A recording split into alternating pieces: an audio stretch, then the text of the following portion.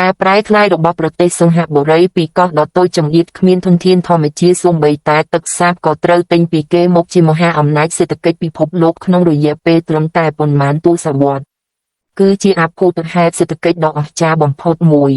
កត្តាសំខាន់បំផុតដែលនៅពីក្រោយជោគជ័យនេះគឺការដឹកនាំប្រកបដោយចក្ខុវិស័យនិងភាពស្មោះត្រង់របស់លោកលីខ្វាន់យូនិងក្រុមការងាររបស់លោក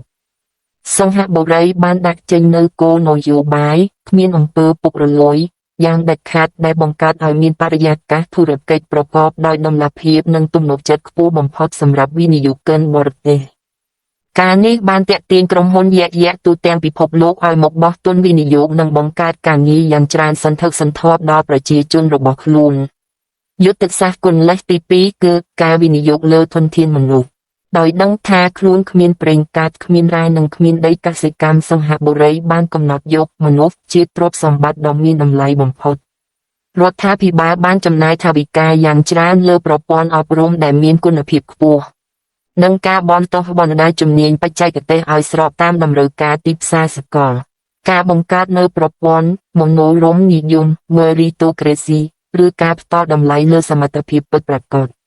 បានធ្វើឲ្យសិង្ហបុរីអាចទាញយកសក្តានុពលបំផុតពីប្រជាជនគ្រប់រូបទោះបីជាពួកគេមានប្រភពដើមពីជាតិសាសន៍ផ្សេងៗគ្នាក៏ដោយដែលនាំឲ្យមានការច្នៃប្រឌិតនិងផលិតភាពការងារខ្ពស់មិនគួរឲ្យជឿក្រៅពីនេះសិង្ហបុរីបានប្រើប្រាស់ទីតាំងភូមិសាស្ត្រនយោបាយរបស់ខ្លួនឲ្យក្លាយជាចំណុចខ្លាំងតាមរយៈការកសាងហេដ្ឋារចនាសម្ព័ន្ធលំដាប់ពិភពលោកដូចជាកំពង់ផែសមុទ្រនិងព្រលានយន្តហោះដ៏ទំនើបសិង្ហបុរីបានប្រែក្លាយខ្លួនទៅជាមជ្ឈមណ្ឌលដឹកជញ្ជូននិងហិរញ្ញវត្ថុដ៏សំខាន់ដែលតភ្ជាប់អាស៊ីទៅកាន់ពិភពលោកបន្ថែមលើនេះគោលនយោបាយផ្ទះសម្បែងរដ្ឋ HDB បានធានាថាប្រជាជនជាង 90% មានផ្ទះផ្ទាល់ខ្លួនដែលបង្កើតឲ្យមានស្ថិរភាពសង្គម